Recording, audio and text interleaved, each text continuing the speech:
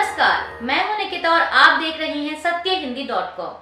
चलिए एक नजर डालते हैं अब तक की सुर्खियों पर। वायनाड सांसद प्रियंका गांधी वाड्रा सहित केरल के विपक्षी सांसदों ने वायनाड में भूस्खलन प्रभावित लोगों के लिए वित्तीय सहायता की मांग को लेकर संसद के मकर द्वार पर शनिवार को विरोध प्रदर्शन किया। कांग्रेस सांसद प्रियंका गांधी वाड्रा ने कहा कि सरकार वायनाड को विशेष पैकेज देने से इनकार कर रही है। हमने गृह मंत्री से अनुरोध किया है, हमने प्रधानमंत्री को पत्र लिखा है। हिमाचल प्रदेश में भी इसी तरह की बड़े पैमाने पर तबाही देखी गई और वहां कांग्रेस की सरकार है।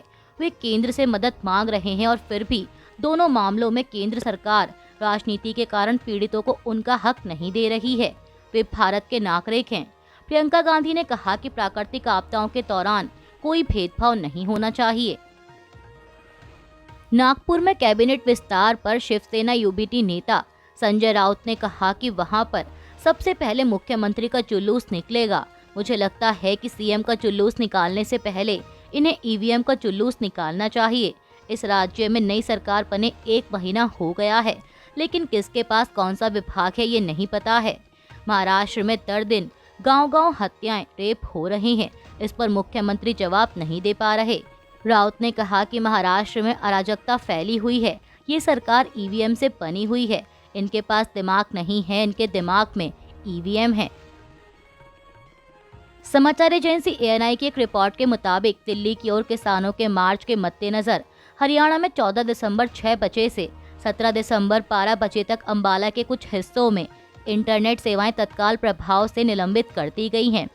इस बीच किसानों के आंदोलन पर हरियाणा सरकार में मंत्री अनिल विज ने कहा कि सुप्रीम कोर्ट मामले की सुनवाई कर रहा है और कुछ समय मांगा है। सुप्रीम कोर्ट ने सुझाव दिया है कि किसानों को अपना विरोध प्रदर्शन कुछ समय के लिए टाल देना चाहिए। मेरी राय है कि किसानों को कोर्ट की बात सुननी चाहिए। पीटीआई की एक रिपोर्ट के अनुसार अधिकारियों ने बताया कि शनिवार को दिल्ली के एक स्कूल को बम की धमकी मिली, जो कि इस हफ्ते राजधानी के स्कूलों को भेजे गए धमकी भरे ईमेल का तीसरा मामला है। दिल्ली अग्निशमन सेवा के एक अधिकारी ने बताया कि हमें सुबह 6:09 पर डीपीएस आर.के. पुरम में बम की धमकी के बारे में कॉल आया। अधिकारी ने बताया कि अग्निशमन विभाग, स्थानीय पुलिस, डॉग स्क्वाड और बम का पता लगाने वाली टीमें स्कूल पहुंची और तलाशी अभियान शुरू किया। नांगलोई जाट से आम आदमी पार्टी विधायक रघुविंदर शौकीन ने शुक्रवार को दिल्ली सरकार में मंत्री के रूप में शपथ ली। शौकीन को दिल्ली के उपराज्यपाल वीके सक्सेना ने राजनिवास में शपथ दिलाई। समारोह में मुख्यमंत्री आतिशी भी मौजूद रहीं।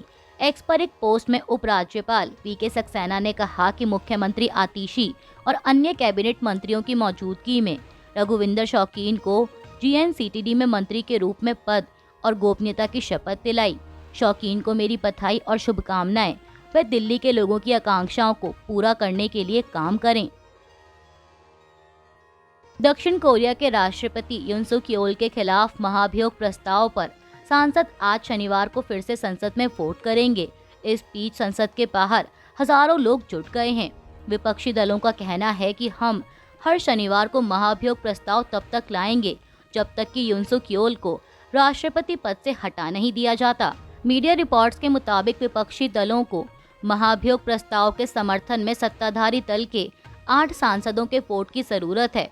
आपको बता दें कि यून सुक येओल ने हाल ही में देश में मार्शल लॉ लगाने की घोषणा करते हुए इसके पीछे का कारण उत्तर कोरिया से मिल रही धमकी और देश विरोधी ताकतों को बताया था, और जब इसके खिलाफ विरोध प्रदर्शन हुआ तो यून सुक येओल ने मार्शल लॉ लगाने के फैसले को वापस ले लिया, लेकिन इस्तीफा नहीं दिया।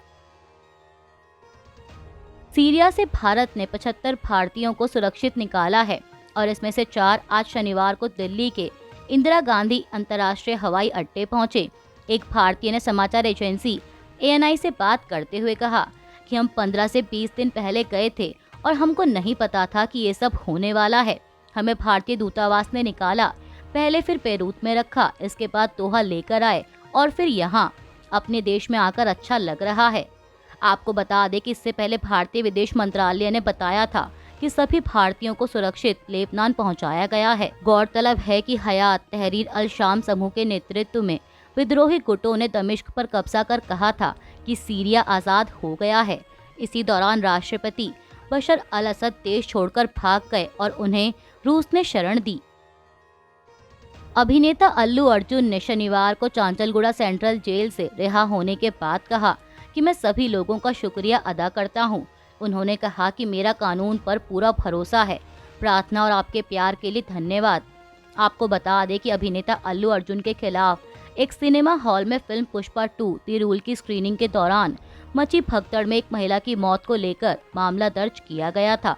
हैदराबाद पुलिस ने शुक्रवार को अल्लू अर्जुन को गिरफ्तार किया था और इसके कुछ देर बाद ही तेलंगाना हाई कोर्ट ने उन्हें 4 हफ्तों की अंतरिम जमानत दे दी थी, जिसके बाद अल्लू अर्जुन को आज शनिवार की सुबह रिहा किया गया।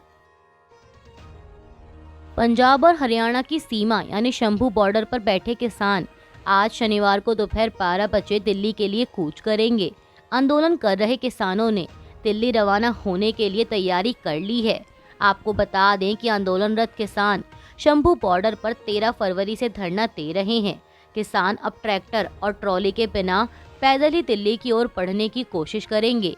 जानकारी देते हुए किसान नेता सरवन सिंह पंधेड़ ने कहा कि विरोध प्रदर्शन 307वें दिन में प्रवेश कर गया है और 101 किसानों का हमारा तीसरा जत्था आज 12 बजे तक दिल्ली के लिए रवाना होगा।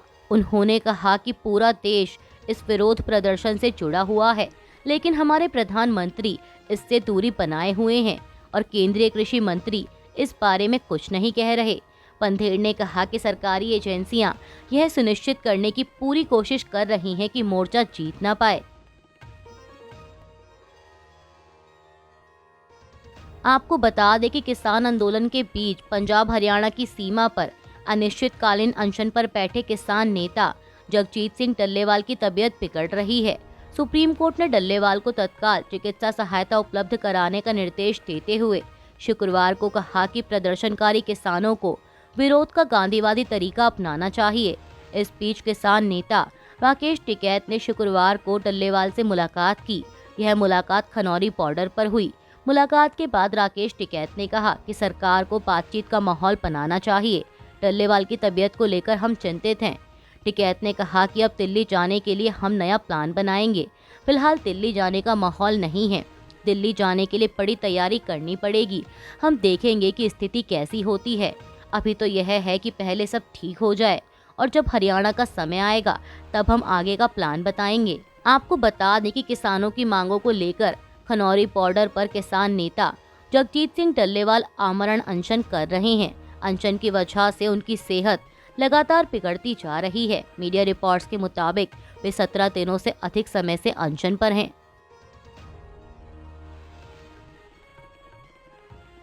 बिहार लोक सेवा आयोग यानी बीपीएससी की प्रारंभिक परीक्षा के प्रश्न पत्र लीक होने की अफवाह कल शुक्रवार को एक परीक्षा केंद्र पर फैल गई, जिसके बाद आयोग ने साजिश में शामिल लोगों के खिलाफ पुलिस कार्रवाई की चेतावनी दी।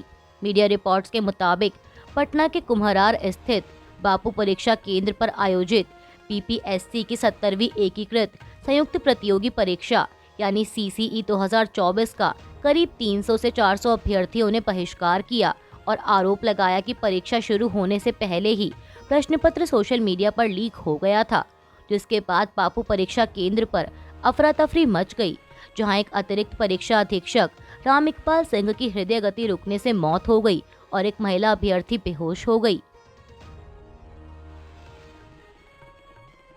बीपीएससी परीक्षा के दौरान छात्रों के विरोध प्रदर्शन पर आरजेडी नेता तेजस्वी यादव ने कहा कि छात्र छात्राओं पर लाठीचार्ज किया जा रहा है। इतनी बड़ी घटना हुई है लेकिन मुख्यमंत्री मौन हैं। प्रदेश में भाजपा के दो उप मुख्यमंत्री हैं, लेकिन वे लोग चुप हैं। शिकायत आ रही है कि कई सेंटरों में जो प्रश्न पत्र छात्र छात्राओं को उपलब्ध करवाए जाने थे, उन्हें 1 घंटा देरी से उपलब्ध कराने के बाद समय पर ले लिया गया। ये तो सरासर नाइंसाफी और धोखा है। लगातार ऐसा माहौल पूरे बिहार में बनता जा रहा है। आज की स्थिति में ये सरकार कोई भी परीक्षा बिना पेपर लीक के करवा ही नहीं पाती है। 10वीं से बीपीएससी की परीक्षा ये सरकार बिना पेपर लीक के करवा ही नहीं पा रही। जो छात्र पढ़ाई कर रहे हैं वो लाठी डंडे खा रहे हैं, लेकिन ये सरकार सुनने का नाम ही नहीं ले रही है। हमारे अभ्यर्थी और नौजवान सरकार से परेशान हो चुके हैं। आने वाले समय में यही हमारे नौजवान सरकार को आईना दिखाने का काम करेंगे। दिल्ली की एक अदालत ने शुक्रवार को आम आदमी पार्टी के उत्तम नगर से विधायक नरेश पाल्यान को कथित संगठित अपराधों से जुड़े एक मामले में 9 जनवरी तक न्यायिक हिरासत में भेज दिया, जबकि पुलिस को उनकी आगे की रिमांड देने से इनकार कर दिया और कहा कि उन्हें जांच में सहयोग करने के लिए मजबूर नहीं किया जा सकता। पीटीआई की एक रिपोर्ट के मुताबिक महाराष्ट्र संगठित अपराध नियंत्रण अधिनियम यानी मकोका के तहत दर्ज मामले में पाल्यान की 10 दिनों की और हिरासत की मांग करने वाली दिल्ली पुलिस की अर्जी को खारिज करते हुए विशेष न्यायाधीश कावेरी पावेजा ने कहा कि जांच एजेंसी द्वारा बताए गए आधार पर आगे की रिमांड बढ़ाने का औचित्य नहीं बनता। किसी अन्य निर्वाचन क्षेत्र में जाने की अफवाहों के बीच आम आदमी पार्टी प्रमुख और दिल्ली के पूर्व मुख्यमंत्री अरविंद केजरीवाल ने शुक्रवार को घोषणा की कि वह आगामी विधानसभा चुनाव में अपनी नई दिल्ली सीट से चुनाव लड़ेंगे। केजरीवाल ने कहा कि नई दिल्ली निर्वाचन क्षेत्र में मुकाबला मुख्यमंत्री के बेटों और आम आदमी के बीच होगा। दरअसल आपको बता दें कि कांग्रेस ने 3 बार मुख्यमंत्री रही शीला दीक्षित के बेटे संदीप दीक्षित को इस विधानसभा सीट से मैदान में उतारा है, जबकि कहा जा रहा है कि भाजपा पूर्व मुख्यमंत्री साहिब सिंह वर्मा के बेटे प्रवेश वर्मा को उनके खिलाफ मैदान में उतार सकती है।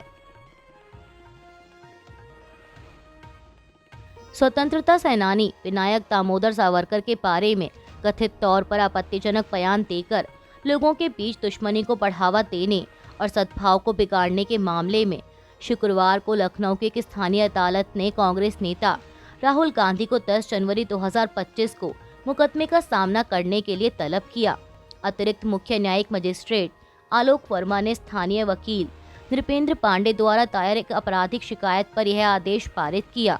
अदालत ने पाया कि प्रथम दृष्टया भारतीय दंड संहिता की धारा 153A यानी विभिन्न समूहों के बीच दुश्मनी को बढ़ावा देना और 505 यानी सार्वजनिक शरारत के लिए प्रेरित करने वाले बयान के तहत गांधी के खिलाफ अपराध बनता है। अभी के लिए बस इतना ही। बाकी की खबरों के लिए जुड़े रहिए सत्यहिंदी.com के साथ।